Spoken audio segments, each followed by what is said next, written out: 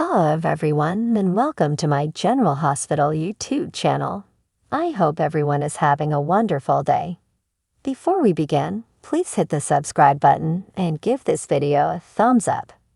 It's a fresh day at Chase and Brooklyn's. Today, Chase needs to support his brother and attend to his will reading. In addition, he wants to ensure that he doesn't pick up another drink.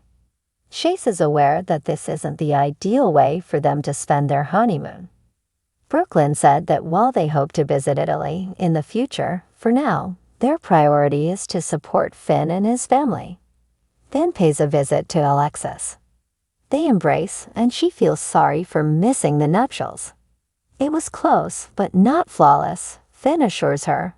He briefly believed that his dad wouldn't be able to finish, but Tracy and Violet helped him to turn things around. Alexis sobs.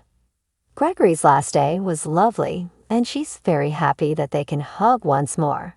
Finn describes it to her along with the day's happenings and the fact that he finished a third of a bottle of bourbon. Alexis isn't surprised because he broke his sobriety the previous night after slipping and waking up to a sad loss. He claims it doesn't justify his actions. Alexis claims to have discovered the futility of making up reasons. He is aware that she too lost something. Admittedly, she was tempted to drink, but refrained. She believes that for the time being, they might only meet twice a day. He concurs. He won't drink again, and he was in a meeting this morning. For now, she says, he should never forget that they have each other, Alexis advises. Diane pays us a visit thereafter. She expresses her regret for Gregory.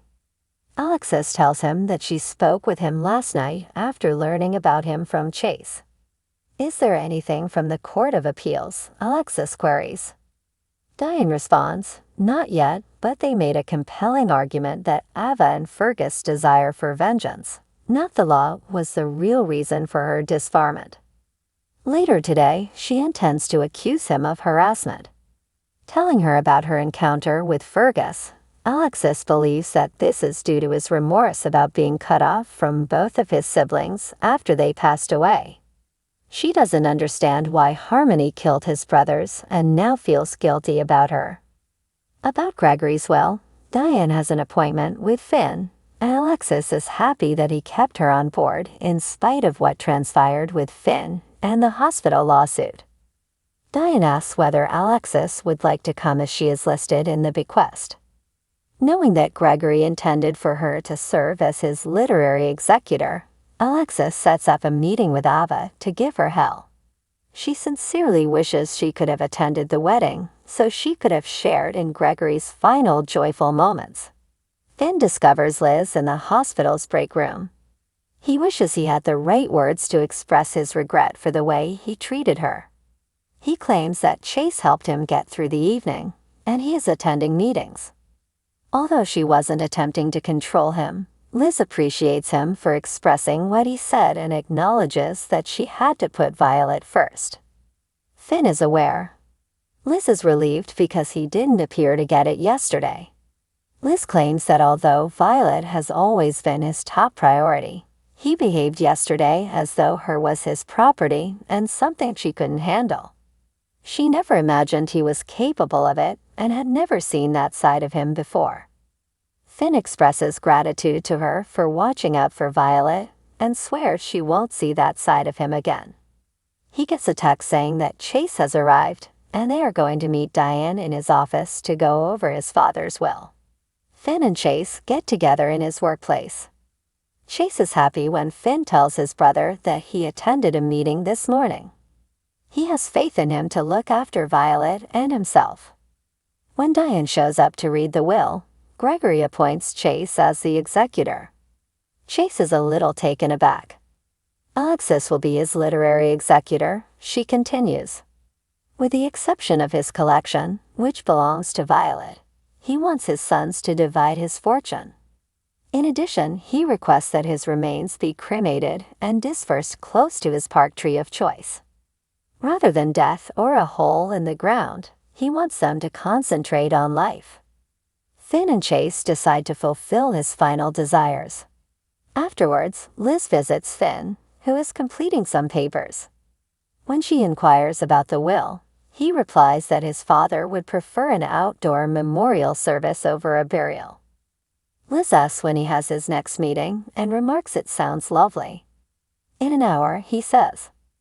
Liz volunteers to go get Violet at the end of the day. Finn gives her thanks. After arriving home, Chase informs Brooklyn about the will. He claims he was named executor, a title he assumed would belong to Finn. Nonetheless, it's possible that his father didn't want Finn to face further hardships. He claims that he must fulfill his father's wishes and see Finn and Violet through everything. They share a kiss as Brooklyn quips that it's so terrible that he has no one to help him get over this.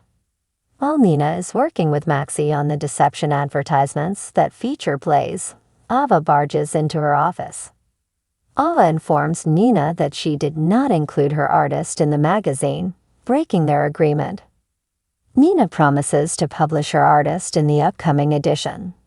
She claims that because of Willow's new employment, she had to make room for a piece. Willow doesn't even speak to Ava, she scoffs. Nina claims that neither she nor the new man she is dating are aware of what is happening in her life these days. She is instructed to rush back and inform Sonny by Nina. Ava tells Nina it's pitiful that all she has left is to be the Queen of Crimson before storming away. Maxie questions Nina why she would provoke the deadly Ava and tells her that was crazy. About Ava stabbing her in the back with Sonny, Nina loses her mind. Maxie inquires as to whether she regrets signing the divorce papers or selling the Metro Court. Maxie asks Nina why she's making Ava her adversary because Nina doesn't. Nina claims that Ava was the one who initially turned against her and that the scowl on her face was worth what she said.